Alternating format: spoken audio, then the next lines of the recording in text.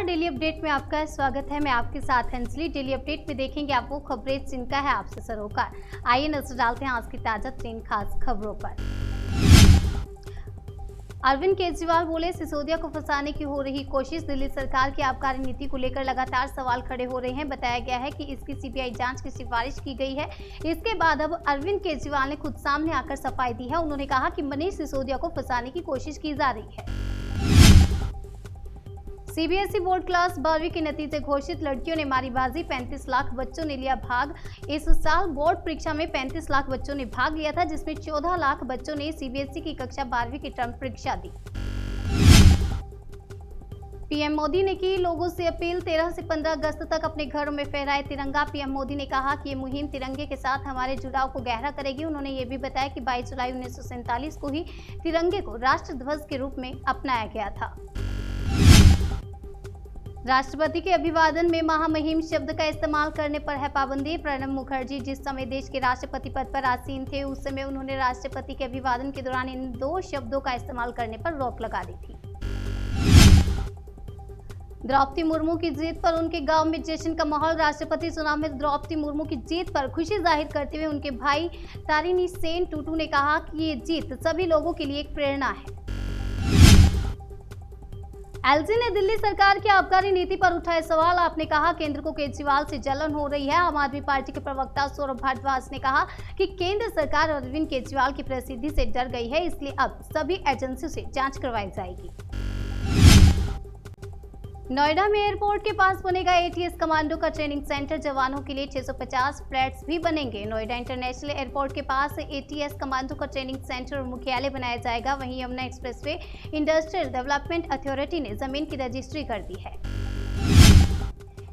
देश में कोरोना मामले फिर 21,000 पार। एक्टिव केस की संख्या 1.5 लाख के आंकड़े के करीब। देश भर में पिछले 24 घंटे में कोरोना के एक्टिव केस की संख्या बढ़कर 1,49,482 तक पहुंच गई है।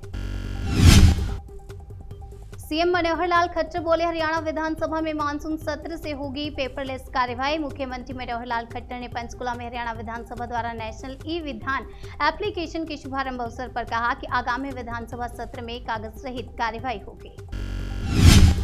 द्रौपदी मुर्मू की जीत में हुई क्रॉस वोटिंग ने खोली विपक्षी एकता की पोल। असम के मुख्यमंत्री हिमंत बिस्वा शर्मा ने बताया कि राज्य में एनडीए के 79 विधायक हैं, जबकि वहां मुर्मू को 104 वोट मिले, यानी वहां विपक्ष के 25 विधायकों ने मुर्मू को वोट दिया है।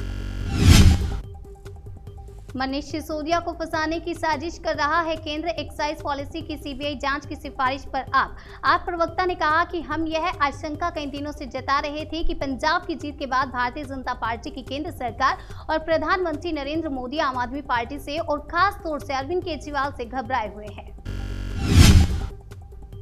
राष्ट्रपति चुनाव में क्रॉस वोटिंग नहीं होने से कांग्रेस और एनसीपी ने ली राहत की सांस। महाराष्ट्र में कांग्रेस और एनसीपी ने राष्ट्रपति चुनाव के दौरान उनके विधायकों के द्वारा क्रॉस वोटिंग न होने पर राहत की सांस ली है। दोनों दलों के विधायकों ने पार्टी लाइन के अनुसार मतदान किया। अखिलेश के खिलाफ बगावती तेवर के बाद ओपी राजभर को मिली वाई श्रेणी की सुरक्षा। उत्तर प्रदेश में जहूराबाद के विधायक और सुबह सपा के राष्ट्रीय अध्यक्ष ओम प्रकाश राजभर को वाई श्रेणी की सुरक्षा दी गई है। ये सुरक्षा शासन के निर्देश पर दी गई है। ओपी राजभर को कल ही राष्ट्रपति नतीजे के दिन वाई श्रेणी की सुरक्षा दी गई। अगली खबर अहमदाबाद से है। कांग्रेस ऑफिस पर बजरंग दल ने पोथी कालिक। देश की तिजोरी पर अल्पसंख्यकों के पहला हक वाले जगदीप ठाकुर के बयान का विरोध। गुजरात कांग्रेस के अध्यक्ष जगदीश ठाकुर ने कहा कि देश के खजाने पर अल्पसंख्यकों का पहला अधिकार है, जिसके बाद बजरंग दल के कार्यकर्ता भड़क उठे। 12वीं में 100% मार्क्स लाने वाली बुलंदशहर की तान्या को सीएम योगी ने दी बधाई। सीबीएसई ने शुक्रवार को 12वीं के नतीजे शुक्रवार को घोषित कर दिए, जिसमें बुलंदशहर के डीपीएस की तान्या सिंह ने 500 में से 500 अंक हासिल किए हैं, जिसके बाद राज्य के सीएम योगी आदित्यनाथ ने उन्हें बधाई दी है।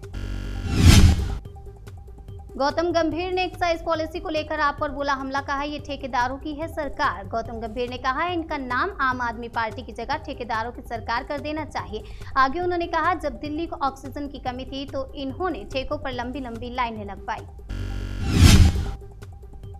केरल में मंकी पॉक्स का मिला तीसरा केस। स्वास्थ्य मंत्री ने दी जानकारी। केरल में मंकी पॉक्स का यह तीसरा मामला है। केरल सरकार ने पहले ही अलर्ट जारी कर दिया था। दिल्ली सरकार और एलजी फिर आमने सामने। केजरीवाल की आबकारी नीति पर उठाए सवाल, सीबीआई जांच की सिफारिश। दिल्ली के मुख्यमंत्री अरविंद केजरीवाल और उपराज्यपाल वीके सक्सेना के बीच एक बार फिर ठन गई है। एलजी ने केजरीवाल सरकार की आबकारी नीतियों पर सवाल उठाते हुए सीबीआई जांच की सिफारिश की। दिल्ली अपडेट में आज के लिए फिलहाल इतना ही। तब तक के लिए मुझे दीजिए इजाजत और देखते रहिए जन सेतु जन से सरोकार।